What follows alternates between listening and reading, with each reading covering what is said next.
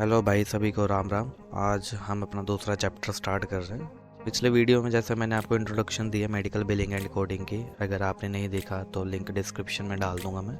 पहले फर्स्ट वो चैप्टर देख लो, क्योंकि अगर बीच में देखोगे तो कुछ बातें हैं जो समझ नहीं आएंगी, कुछ बातें आपको क्लियर नहीं होंगी। तो इसलिए सबसे पहले फर्स्ट चैप्टर देखिए, उसके बाद ये चैप्टर नेक्स्ट। तो फर्स्ट चैप्टर में जैसे मैंने आपको इंट्रोडक्शन दी थी मेडिकल बिलिंग एंड कोडिंग की, क्या होती है, कैसे काम करती है, क्या इंश्योरेंसेज होती हैं, बेनिफिट क्या होते हैं, एलिजिबिलिटी वगैरह क्या होती है। आप ऑथराइजेशन लोगे, ऑथराइजेशन में क्या पूछना होता है, ऑथराइजेशन का मतलब क्या है, सारी चीज़ें मैंने उस वीडियो में क्लियर कर रखी हैं आपको। अब मैं थोड़ा डिटेल में आगे बढ़ रहा हूँ, धीरे धीरे बढ़ेंगे आगे। फर्स्ट वीडियो जैसे कि मैंने बताया कि लिंक में डाल दूँगा डिस्क्रिप्शन, आप उसको जाके देख लो।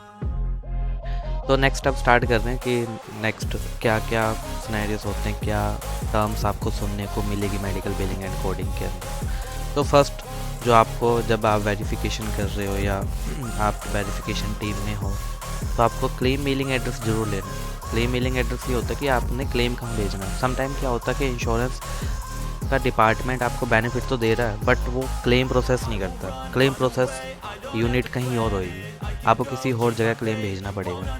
इस केस में आईपीए मेन होते हैं, क्योंकि बेनिफिट इंश्योरेंस तो दे देती है। आईपीए आपको मैना इंश्योरेंस में देखने को मिलेंगे, हेल्थ नेट इंश्योरेंस में जो मेडिकल प्लान होते हैं। मेडिकल प्लान क्या होते हैं वो बताऊंगा मैं, धीरे धीरे स्टेप बाई स्टेप बढ़ेंगे।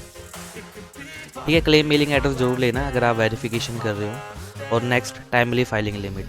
टाइमली फाइलिंग लिमिट हर इंश्योरेंस की डिफरेंट होती है। कोई एक पर्टिकुलर, जैसे मेडिकेयर है जो स्टेट गवर्नमेंट की इंश्योरेंस है, सॉरी जो सेंटर के मेडिकेयर, उसकी एक पर्टिकुलर टाइम फाइल लिमिट है। आप 1 साल के अंदर क्लेम बिल करोगे। जो आपकी डेट ऑफ सर्विस आपने बिल करनी है वो 1 साल ही है, उसके बाद वो क्लेम एक्सेप्ट नहीं करते। और मेडिकेयर पास टाइमली क्लेम को एक्सेप्ट भी नहीं करती। आप जो मर्जी करो वो प्रोसेस नहीं करते पास टाइमली क्लेम को। तो टाइमली फाइलिंग लिमिट हर इंश्योरेंस की ज़रूरी होती है। अगर आप कॉल कर रहे हो, जैसे नई इंश्योरेंस है 8 9, आप अपना स्टार्टअप कर रहे हो, अपने नोट्स बनाने हैं आपने, तो हमेशा टाइमली फाइलिंग लिमिट ज़रूर लो कि क्लेम कितने मंथ के लिए टाइमली फाइलिंग है, कितने डेज़ के लिए है। हर इंश्योरेंस का डिफरेंट टाइमली फाइलिंग लिमिट होता है। उस टाइमली के अंदर आपको क्लेम इंश्योरेंस को सबमिट करना ही पड़ता है, चाहे वो आप इलेक्ट्रॉनिक करिए, चाहे प्रिंट पे करिए, चाहे फैक्स करिए, वो आपको उस टाइम फ्रेम के अंदर क्लेम करना ही होगा। What is the IPA? एक चीज़ जो मेन होती है, जब आप, अभी मैंने बताया कि क्लेम फाइलिंग एड्रेस, कई इंश्योरेंस या कई फिजिशियन, जो आईपीए का मतलब वो इंडिपेंडेंट फिजिशियन एसोसिएशन है। कई सारे हेल्थ केयर प्रोफेशनल जो होते हैं फिजिशियन, वो मिलके एक ग्रुप बना लेते हैं। इनका मेन मकसद ये होता है कि इनको कॉस्ट कम पे करनी पड़ती है। तो इस केस में बेनिफिट तो आपको इंश्योरेंस देगी, बट आपको क्लेम कहाँ सबमिट करना, आईपीए को सबमिट करना होता है क्लेम। तो यह इस केस में आपका क्लेम मेलिंग एड्रेस बिल्कुल डिफरेंट हो जाएगा। अगर आप सपोज आपका जो पेशेंट है उस पर ह्यूमैना इंश्योरेंस है और आपने बेनिफिट ले लिया, बट आपने क्लेम टाइम उससे ये नहीं पूछा ये क्लेम हैंडलर कौन है इसका, तो उस केस में क्या होगा, जब आप क्लेम सबमिट करोगे इंश्योरेंस को, तो जब वो क्लेम प्रोसेस होएगा तो वो डिनाइड आएगा, claim need to be submit to IPA. इस चीज़ में ये इशू है, इसलिए बोल रहा हूँ कभी भी जब भी आप वेरिफिकेशन में कॉल कर रहे हो या क्लेम्स के लिए कॉल कर रहे हो, आपका नो क्लेम ऑन फाइल है, तो उसे ज़रूर कंफर्म करना है क्लेम मेलिंग एड्रेस करेक्ट है जो आपने पिछली बार सबमिट करा था, क्या क्लेम एड्रेस वही है या चेंज हुआ है, या ऐसा कोई आईपीए तो नहीं है। ठीक है, नेक्स्ट, डेट ऑफ सर्विस क्या होती है? डेट ऑफ सर्विस जिस डेट पे पेशेंट ने वो आइटम रिसीव करी है या जिस डेट पे पेशेंट ने ऑफिस में विजिट करा। एक पेशेंट की कितनी भी सारी डेट ऑफ सर्विस बिल हो सकती है। डेट ऑफ सर्विस कोई मैंडेटरी नहीं करता कि एक पेशेंट की एक ही रहेगी, नहीं, वो जितनी बार भी ऑफिस में आ रहा है, अगर आप फिजिशियन बिलिंग करते हो तो जितनी बार भी ऑफिस में आएगा उतनी डेट ऑफ सर्विस क्रिएट होएगी आपके बिलिंग सॉफ्टवेयर में। ठीक है, तो डेट ऑफ सर्विस की कोई लिमिटेशन नहीं होती, वो जितनी मर्जी बार आइटम ले सकते हैं, जितनी मर्जी बार ऑफिस में विजिट कर सकते हैं। नेक्स्ट नेक्स्ट आता है आपका सीपीटी कोड। सीपीटी और हिकपिक कोड में डिफरेंस क्या है ये मैंने पिछले वीडियो में एक्सप्लेन कर रखा है। तो आपने सीपीटी हिकपिक कोड आपको रैप को बताना पड़ेगा या आपको कंफर्म करना पड़ेगा ये कोड कवर है कि नहीं। नेक्स्ट आता है मॉडिफायर, ये मेन चीज़ है मॉडिफायर। अभी लास्ट जो मैं डीएमई में काम कर रहा हूँ तो मैं डीएमई के अकॉर्डिंग बता देता हूँ आपको। अगर आपको कोई और मॉडिफायर की इन्फॉर्मेशन चाहिए तो आप मेरे को मेल कर दीजिए। मेरी मेल आईडी डिस्क्रिप्शन और चैनल के अबाउट में पड़ी है, तो आपको दिक्कत नहीं होगी। मॉडिफायर मेन डीएमई के अंदर मेन मॉडिफायर आरआर होता है। RR मॉडिफायर का मतलब होता है रेंटल। कई आइटमें जैसे हॉस्पिटल बेड हो गया, व्हील चेयर हो गया, पैप मशीन होगी, ये सारी आइटमें रेंटल पे जाती है। ये आप वेरिफिकेशन के टाइम पूछ सकते हो कि ये जो आइटम आप बिल करना चाहते हो वो रेंटल पे कवर्ड है या परचेज पे। और इस पे वेबसाइटें भी हैं, कहीं मेडिकेयर की वेबसाइट है, मैं आपको उसके लिंक बताऊंगा, वो वेबसाइट कैसे चेक करनी है, कैसे देखनी है, उसके बारे में भी सब कुछ बताऊंगा धीरे। ठीक है, first modifier RR, next modify NU। RR का मतलब हो गया रेंटल, NU का मतलब हो गया परचेज। बस ये ध्यान रखो, रेंटल जो आइटम रेंटल पे जाएगी और जो परचेज पे जाएगी, बस। NU मतलब जो परचेज पे जाएगी आइटम। ठीक है, तो नेक्स्ट अब एक चीज़ आपको, मैं जब आप DME पे काम करोगे ना, तो एक चीज़ आपको ज़रूर पता लगेगा कि मंथ मॉडिफायर क्या चीज़ होती है। मंथ मॉडिफायर है क्या चीज़? मंथ मॉडिफायर के ठीक है, मॉडिफायर क्या होते हैं, जैसे अभी RR और NU बता दिया मैंने। जो DME में मेन होते हैं रेंटल और परचेज, दो मॉडिफायर होते हैं। नेक्स्ट होता है मंथ मॉडिफायर। इसके लिए आपको 3 मॉडिफायर ध्यान रखने, KH, KI और KJ। ये मंथ मॉडिफायर होते हैं DME के अंदर। ठीक है, ये मंथ मॉडिफायर होते हैं DME के अंदर। जो KH मंथ मॉडिफायर होता है वो फर्स्ट मंथ में जाता है बस। अगर आप फर्स्ट मंथ की बिलिंग कर रहे हो तो आप KH मंथ मॉडिफायर ज़रूर उसके साथ एंटर करोगे। जैसे सपोज आपका रेंटल, क्योंकि जहाँ पे KH, KI, KJ मंथ आ गया तो वो आइटम रेंटल पे ही जाएगी, तो RR KH मॉडिफायर ज़रूर जाएगा। ठीक है, RR KH फर्स्ट मंथ के लिए। Next KI second and third month के लिए KI मंथ मॉडिफायर जाता है, तो आपका क्या बन जाएगा RR KI। फर्स्ट मंथ के लिए क्या बनेगा RR KH। अगर KI जा रहा है सेकंड और थर्ड मंथ पे जा रहा है आपका बिलिंग, तो आपका क्या बन जाएगा RR KI। 3 मंथ हो गए पूरे। Medicare plans 13 month rental allowed करती है आइटम के लिए, किसी भी आइटम के लिए, व्हील चेयर के लिए, पैप मशीन, कोई भी आइटम हो, जो भी DME के आइटम है ना, हॉस्पिटल बेड और व्हील चेयर हो गया आपका, हॉस्पिटल बेड हो गया, पंप हो गए। ठीक है, बहुत सारी आइटम है जो आपको 13 मंथ रेंटल अलाउड करेगी ओनली मेडिकेयर प्लान्स में। ठीक है, KJ मंथ जाता है आपका रिमेनिंग रेंटल। रिमेनिंग रेंटल जितने भी होंगे वो जाएगा KJ मंथ मॉडिफायर के साथ। तो क्या बन जाएगा सबसे पहले RR KH, RR KH first month के लिए, फिर RR KI सेकंड और थर्ड के लिए, और RR KJ रिमेनिंग रेंटल्स के लिए। ठीक है, ये आपके रेंटल के लिए बन गए। और नेक्स्ट अब मैं चीज़ इसमें ऐड करना एक KX मॉडिफायर। KX मॉडिफायर क्यों यूज होता है? KX मॉडिफायर मेन आपका मेडिकेयर प्लान्स में यूज होएगा, चाहे वो मेडिकेयर कमर्शियल है, चाहे वो ट्रेडिशनल मेडिकेयर है जो कि आपकी सेंट्रल गवर्नमेंट देती है, चाहे वो ट्रेडिशनल है या कमर्शियल, ट्रेडिशनल और कमर्शियल। ठीक है, KX modifier traditional commercial Medicare plan में यूज होएगा ओनली, और किसी में यूज नहीं होगा। अगर KX मॉडिफायर अगर आपको कमर्शियल में भी लगाना तो आप यूज कर सकते हो, उससे कोई डिनाइल नहीं आएगा, फ़र्क नहीं पड़ता उससे उसको। बट जो मेन है वो ट्रेडिशनल और कमर्शियल मेडिकेयर प्लान्स के लिए होगा। अगर इन केस आपका यहाँ पे प्लान, जो आपका प्लान है सपोज आपका यूनाइटेड हेल्थ केयर का प्लान है, तो आपका मॉडिफायर क्या बन जाएगा रेंटल के RR KH और KX मॉडिफायर। कौन सा बन जाएगा RR KH और KX मॉडिफायर। आपके मॉडिफायर बन जाएंगे RR KH KX,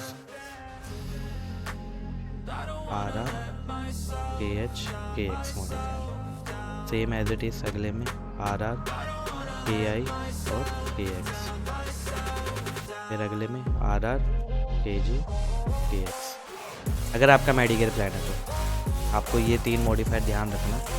RR rental अगर आइटम रेंटल है, KH अगर फर्स्ट मंथ बिलिंग कर दो, और KX अगर मेडिकेयर प्लान है तो। Next RR same rental second या थर्ड मंथ है KX अगर मेडिकल प्लान है तो लगेगा, और रिमेनिंग जितनी भी रेंटल है वो KJ मॉडिफायर के साथ जाएंगे विद KX अगर आपका मेडिकल प्लान है। दैट्स इसमें इतना ही है, और इसमें कुछ ज़्यादा खज्जल होने की, ज़्यादा सोचने की लोड नहीं है। RR KH और NU मॉडिफायर याद रखना, DME मेन यही मॉडिफायर चलता है। बाकी है थोड़े बहुत मॉडिफायर जिससे पेमेंटें आ सकती है मेडिकेयर प्लान में, उसके लिए मैं बताऊंगा आपको कैसे पेमेंट लेके आनी है उसमें, ठीक है। नेक्स्ट मॉडिफायर हो गया डायग्नोसिस कोड। अब डायग्नोसिस और CPT कोड में डिफरेंस क्या होता है? मेन तो ये कि अगर आपको डायग्नोसिस कोड है और CPT कोड है तो इस दोनों में डिफरेंस क्या है, ठीक है। CPT क्या होते हैं, जो आप आइटम या सर्विस बिल कर रहे हो। सपोज मैं व्हील चेयर बिल कर रहा हूँ K001 और नेक्स्ट बिल अब DX क्या जाता है। सबसे पहले इन दोनों में डिफरेंस क्या होता है? CPT होता है कि जो आप आइटम डिलीवर कर रहे हो या जो आप आइटम बिल करना चाहते हो पेशेंट को, जैसे wheelchair, bed, PAP machine, जो भी आपको आइटम बिल करना है, जो भी आपको हिक पिक कोड बिल करना है, जो भी CPT बिल करना है। डायग्नोस कोड क्या होता है? डायग्नोसिस कोड ये एग्जैक्ट बीमारी का पता लगता है इस कोड से। अब मैं व्हील चेयर तो बिल कर रहा हूँ, अब इंश्योरेंस को मैं व्हील चेयर बिल कर रहा हूँ, बट व्हील चेयर बिल क्यों कर रहा हूँ? क्या है पेशेंट को ऐसी कौन सी बीमारी है जो व्हील चेयर चाहिए उसको, तो आपका वो डायग्नोसिस कोड से पता लगता है। सपोज हार्ट फेलियर है, हार्ट फेलियर का कोड TX कोड होता है I50.9, ये हार्ट फेलियर का कोड है। अगर चांसेस है उसके हार्ट फेल के तो उसको व्हील चेयर, तो एक जो है कि व्हील चेयर उसको पड़ेगी क्योंकि वो चल नहीं सकता, फिजिकली ज़्यादा काम नहीं कर सकता, मूवमेंट नहीं कर सकता, ठीक है, ठीक है। तो ये DX कोड होता है। CPT और DX में ये डिफरेंस होता है। CPT जो आप आइटम बिल करना चाहते हो, डायग्नोसिस कोड की एग्जैक्ट बीमारी क्या है बंदे को, ठीक है। सपोज अगर उसको कफ से रिलेटेड बीमारी है, चेस्ट से रिलेटेड बीमारी है, जिसके लिए क्रोनिक का एक डायग्नोसिस कोड यूज होता है J44.9, ये उसकी चेस्ट से रिलेटेड अगर बीमारी है तो उसको तब भी व्हील चेयर जा सकता है, क्योंकि चेस्ट से कफ होता है, फिर बंदा ज़्यादा काम नहीं कर पाएगा, वो थक जाएगा जल्दी, तो इसलिए भी व्हील चेयर बिल हो सकता है। बाकी व्हील चेयर कौन सा व्हील चेयर चाहिए उसकी सारी डायग्नोसिस पे डिपेंड करता है। अगर उसको ज़्यादा बीमार है तो उसको और सही डायग्नोसिस आपको बिल करना पड़ेगा, वरना इंश्योरेंस नॉट मेडिकल नेसेसिटी का डिनाइल कर देगी, जो कि ये होगा कि जो आपका डायग्नोसिस कोड है वो सफिशिएंट नहीं कर पा रहा आपके आइटम को। सपोज यहाँ पे अगर मैं K001 की जगह पावर व्हील चेयर बिल कर देता और मैं DX नॉर्मल रखता कि उसकी लेग्स में पेन है, लेग पेन के लिए अगर मैं उसका DX यूज करता तो वो डायरेक्ट डिनाइल देती नॉन कवर्ड का, नॉट मेडिकल नेसेसिटी, क्योंकि लेग पेन में डायरेक्ट आप पावर मोबिलिटी नहीं कर सकते। अगर उसका पैर नहीं है, उसके बैक बोन में ज़्यादा दिक्कत है या हार्ट फेल हो रखा है तो आप पावर व्हील चेयर होती है वो यूज कर सकते हो। ऐसे धक्के से ही नहीं बिल कर देना है। अगर आप बिलिंग में हो या अगर आप क्लेम कर रहे हो या जो भी है, तो डायग्नोसिस कोड हमेशा बिल्कुल कंपेटेबल होना चाहिए आपके CPT कोड के। अगर ये दोनों मैच नहीं होंगे ना तो आपका क्लेम प्रोसेस नहीं होगा। और मेडिकेयर तो वैसे नहीं करती, वो डायरेक्ट CO50 गिर देगी आपके क्लेम के ऊपर। तो CO50 नॉन रिसबमिटेबल क्लेम होता है। डिनाइल्स बताऊँगा आगे कि डिनाइल्स पे काम कैसे करना होता है, किस हिसाब से, ठीक है। Next place of service. Place of service normal सी चीज़ याद रखो, आप किस जगह के लिए बिल कर रहे हो, ठीक है। जो आपकी आइटम है वो किस जगह के लिए बिल होगी। अगर आपने K001 या कोई भी आइटम है, अगर आपने व्हील चेयर बिल करनी है, व्हील चेयर अगर जो DME आइटम है ये प्लेस ऑफ सर्विस 12 के लिए है। 12 का मतलब होता है होम, ठीक है, होम मतलब होता है 12 का।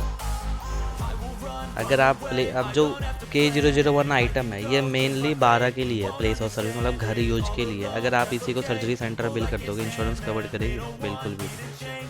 प्लेस ऑफ सर्विस का मतलब ये होता है कि आप किस जगह के लिए बिल कर रहे हो, बस दैट्स इट। वो आपके नेचर ऑफ प्रोवाइडर पर डिपेंड करता है कि आप प्रोवाइडर पे क्या काम कर रहे हो। आधी गाइडलाइन आपके प्रोवाइडर के ऊपर है कि आप प्रोवाइडर किस नेचर का काम कर रहे हो। अगर आप फिजिशियन काम कर रहे हो तो आपको मॉडिफायर क्या लगाना है, अगर आप DME में काम करें तो आपको प्लेस ऑफ सर्विस क्या यूज करनी है। तो ये बिलिंग के लिए मेन होता है। आप जैसे अगर मैं आपको इस पे गूगल पे दिखाऊँ कि प्लेस ऑफ सर्विस कितने टाइप के होते हैं। Place of service medical billing. ठीक है, ये CMS एक वेबसाइट है मेडिकेयर की, इसको यूज करना बताऊँगा। तो देखो, एक फार्मेसी के लिए अगर आप प्लेस ऑफ सर्विस एक ही यूज करें तो वो फार्मेसी के लिए। Number 2, telehealth provider other in patient home. ठीक है, अगर आप नंबर 2 यूज़ करें। नंबर 3, स्कूल के लिए अगर कोई आप सर्विस स्कूल में दे रहे हो तो आपका नंबर 3 यूज करना पड़ेगा। नंबर 4, होमलेस शेल्टर, जो बने नहीं होते रोडों के बगल में, अगर वहाँ पे आप कोई ट्रीटमेंट दे रहे हो तो होमलेस शेल्टर के लिए number 4। Number 5, Indian health service free standing facility. Number 6, Indian health provider based facility. Number 7। Number 8, number 9 main है प्रिजन, अगर ये मेन ट्राई केयर में यूज़ होती है, वो बताऊंगा कैसे यूज करना। Number 10, telehealth period in provided in patient home.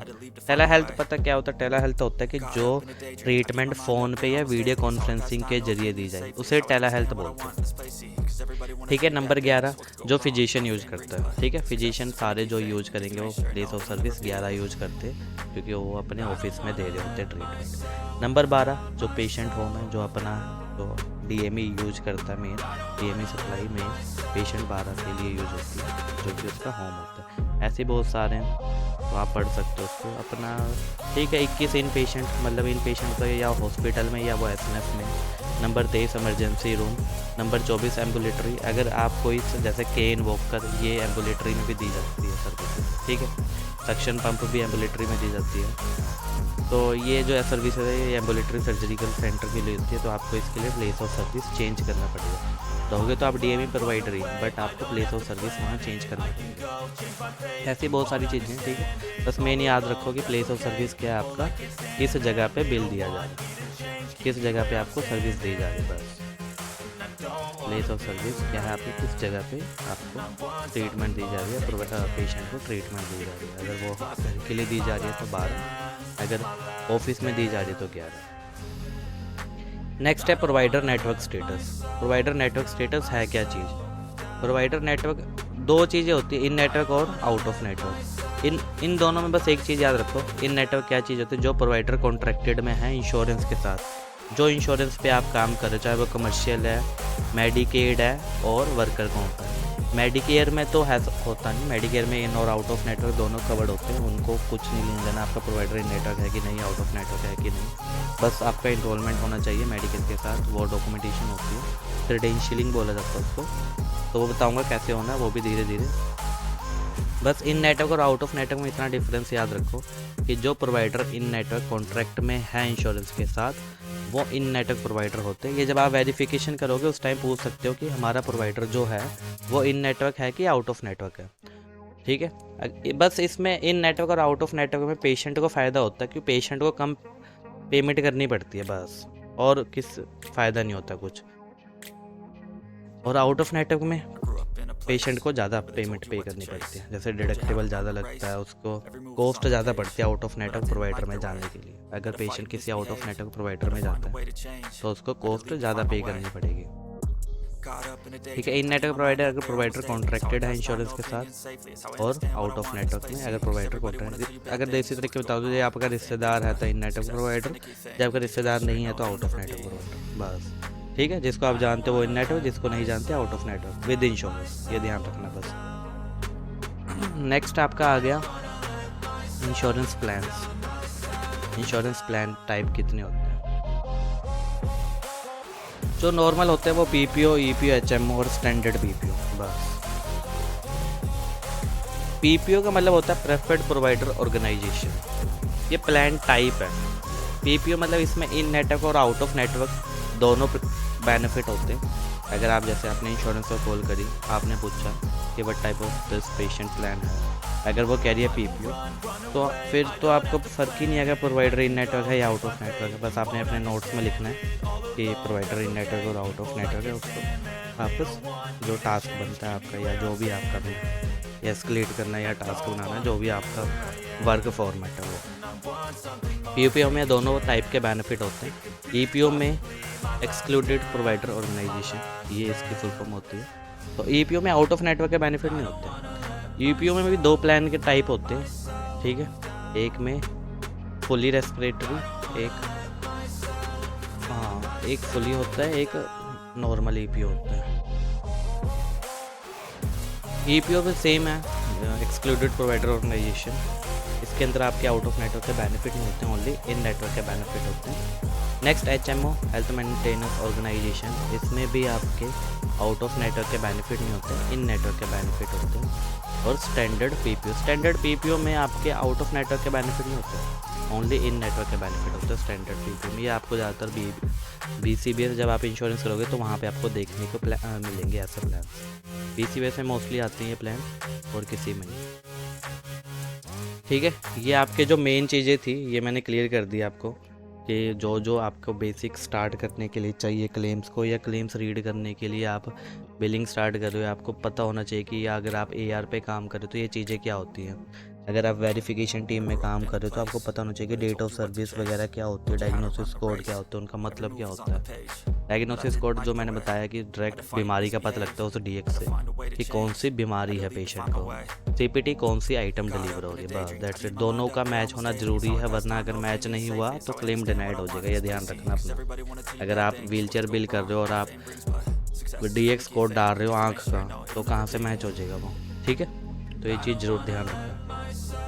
बस ये थोड़ी हेल्थ केयर इंश्योरेंसेज है जो यूएसए में काम कर रही है। Aetna, ARP, American family medi group, BCBS, shield association, bright care, care source, ये सिग्ना, सेंटनी कॉर्पोरेशन, गेहा, ये बहुत इंश्योरेंस हैं। मोर देन 1000 इंश्योरेंस यूएस के अंदर काम करती है प्राय कमर्शियल में।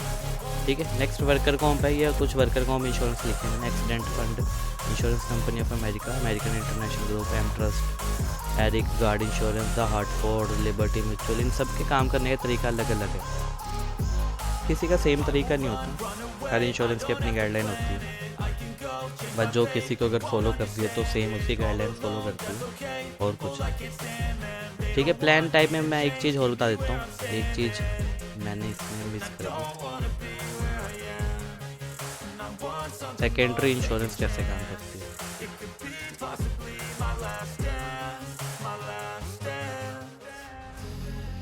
सेकेंडरी इंश्योरेंस कैसे काम करती है। अगर प्राइमरी मेडिकेयर है और आपके पास आ गया सेकेंडरी इंश्योरेंस, कोई भी सेकेंडरी इंश्योरेंस हो, मैं कोई नाम नहीं ले रहा, कोई सी भी सेकेंडरी इंश्योरेंस, तो आपने क्या चीज़ें पूछनी होती है कि अगर वो प्राइमरी की गाइडलाइन को फॉलो कर रही है। बस अगर वो प्राइमरी गाइडलाइन को फॉलो कर रही है तो आपको उससे कुछ नहीं लेना देना, ना आपको ऑथ वगैरह का पूछना है, इफेक्टिव और एलिजिबिलिटी का पूछो, बस दैट्स इट। और नहीं कुछ पूछने की ज़रूरत है। तो उसको अपना टाइम वेस्ट करो और उसका टाइम वेस्ट करो, आप डायरेक्ट पूछो कि वो मेडिकेयर को फॉलो कर रही है, जो भी प्राइमरी इंश्योरेंस है फॉलो कर रही है कि नहीं। तो बस अगर वो प्राइमरी को फॉलो कर रही है तो जो रिमेनिंग अमाउंट होगा, चाहे वो डिडक्टिबल जो मैंने आपको बताया था पहले चैप्टर में कि वो कोई सा any type of patient responsibility हो तो वो कवर करेगी ही करेगी। अगर सेकेंडरी इंश्योरेंस प्राइमरी को फॉलो नहीं कर रही तो उसके खुद के ओन गाइडलाइन होंगे, डिडक्टिबल खुद का होगा, सेम बेनिफिट सारे डिडक्टिबल को इंश्योरेंस को पे और आउट ऑफ पॉकेट उसके खुद के प्लान के भी होंगे। तो वो ज़रूर पूछना है आपने।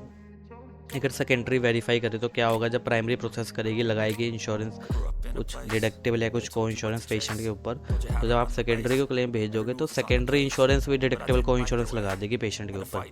तो वहाँ कन्फ्यूज मत होता था ना कि ये दोनों की इंश्योरेंस पेशेंट रिस्पॉन्सिबिलिटी पे क्यों भारी अमाउंट। ठीक है, तो उसके लिए आप ध्यान रखना कि आपको ये चीज़ जरूर पूछने की, या वो प्राइमरी को फॉलो करे या खुद के गाइडलाइन है उसके, या खुद के ऑन डिडक्टिबल हैं प्लान के अंदर।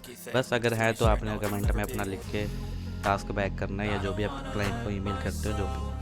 ठीक है, बस और मेन बस ये इंश्योरेंस है, बाकी कुछ अभी ज़्यादा नहीं है। बाकी ये दोनों चैप्टर हो गए आपके बेसिक जो चीज़ें हैं आपके दोनों मेडिकल बिलिंग कोडिंग स्टार्ट करने के लिए। आप फ्रेशर हो या आप ट्रेनिंग ले रहे हो, अभी आपका ट्रेनिंग पीरियड चल रही है, अभी आपको 1-2 महीने हुए हैं, तो आपको मैंने उसके अकॉर्डिंग ही स्टार्ट कर रहा हूँ। तो आपको इतनी चीज़ पता लग चुकी है कि आप जाके कंफ्यूज नहीं होगी कि तो अगर कोई आपसे पूछ रहा है आपका सीन कि पीपीओ प्लान क्या होता है, ईपीओ प्लान क्या होता है, नेटवर्क प्रोवाइडर क्या होता है, आउट ऑफ नेटवर्क प्रोवाइडर क्या होता है, कि आपको पता नहीं। अगर आप डेली इसको, अगर मैं डेली एक वीडियो भी अपलोड कर रहा हूँ या 2-3 दिन में वीडियो अपलोड कर रहा हूँ, तो आप डोंट वरी रहिए, आपको सारी चीज़ें क्लियर होती जाएंगी धीरे धीरे। ठीक है, जैसे आज मैंने आपको सारी चीज़ें क्लियर करा दी कि normal claim timely filing, what is IP, date of service, modifier, diagnosis, place of service क्या होती है, network, out of network, plan type कैसे होते हैं, सेकेंडरी इंश्योरेंस वेरीफाई कैसे करनी होती है। ठीक है, सेम इसमें भी वही मेलिंग एड्रेस, सेकेंडरी में भी क्लेम मेलिंग एड्रेस या उसके जो इलेक्ट्रॉनिक पेयर आईडी है वो सब कुछ लेना होता है। एक चीज़ और बता देता हूँ मैं, ठीक है। एक तो वो हो गया कि क्लेम मेलिंग एड्रेस क्या होता है। क्लेम मेलिंग एड्रेस ले लिया कि आपने उसका PO बॉक्स 31262 कुछ भी हो सकता है, 31262 सोल्ट लेक सिटी, फिर जिप कोड आ जाता है आपका, ये इस फॉर्मेट में आता है जिप कोड आता है, ठीक है। ये तो मेलिंग एड्रेस हो गया जो प्रिंट पे जाएगा क्लेम। सेकेंडरी होता है आपका electronic payer ID, electronic payer ID, electronic payer ID. हर इंश्योरेंस का अपना इलेक्ट्रॉनिक पेयर आईडी होता है। जैसे जीमेल होती है ना हमारी, सीधी सी बात है, जैसे जीमेल आईडी होती है ना हमारी, वैसे उनकी पेयर आईडी होती है। ये दोनों एक मतलब कि अगर मेरे पास जीमेल आईडी मेरी है तो वो जीमेल आईडी मेरे पे ही आएगी डायरेक्ट। अगर आप मेरे को कोई मेल करे तो उस जीमेल से मुझे ही मेल आएगी, वैसी पेयर आईडी होती है। अगर आपने पेयर आईडी इंश्योरेंस के लिए रखी है तो उस पेयर आईडी पे अगर आप क्लेम भेज रहे हो, चाहे वो आप गलती ही क्यों ना भेज रहे हो, किसी भी इंश्योरेंस का भेज रहे हो, तो वो पेयर आईडी पे क्लेम चला जाएगा। अगर आप मेडी के क्लेम गलती से पेयर आईडी USC पे भेज दिया तो क्लेम तो जाएगा बट रिजेक्ट हो जाएगा कि नो मेंबर फाउंड या पेशेंट हमारा नहीं है। तो पेयर आईडी अल्फा न्यूमेरिक भी हो सकता है, ठीक है, अल्फ़ा में भी हो सकता है और नंबर्स में भी हो सकता है, और नंबर्स में भी हो सकता है, ठीक है। पेयर आईडी बस ये इलेक्ट्रॉनिक पेयर आईडी कोई पूछता तो ये इसमें कुछ घबराने वाली बात नहीं है। जैसे प्रिंट एड्रेस होता है, हर इंश्योरेंस का एड्रेस डिफरेंट होता है, वैसे इलेक्ट्रॉनिक पेयर आईडी होती है। कुछ मतलब नहीं है, बस पेयर आईडी है कि इलेक्ट्रॉनिक क्लेम सबमिट हो जाएंगे। वो पेयर आईडी जब आपने अपने सिस्टम में एंटर करोगे तो आपके क्लेम उस इंश्योरेंस को उस पेयर आईडी के थ्रू चले जाएंगे। तो उसमें बस इन दोनों में डिफरेंस ये कि उसमें टाइम बचत होती है। जैसे अगर आप प्रिंट पे भेजोगे तो 10 से 15 दिन तो पहुंचने में ही लग जाएंगे। पेयर आईडी होती है मेरे ख्याल 2 से 3 दिन के अंदर आपको रिफ्लेक्ट कर देगा। अगर आप इंश्योरेंस कॉल करोगे तो उसको क्लेम मिल जाएगा, अगर आपने सही पेयर आईडी यूज करा। ठीक है, चलिए मिलते हैं फिर। राम राम सभी को, अगली वीडियो में मिलेंगे। कुछ इंटरेस्टिंग निकाल दूंगा अगली वीडियो में। चलो, थैंक यू, बाय बाय।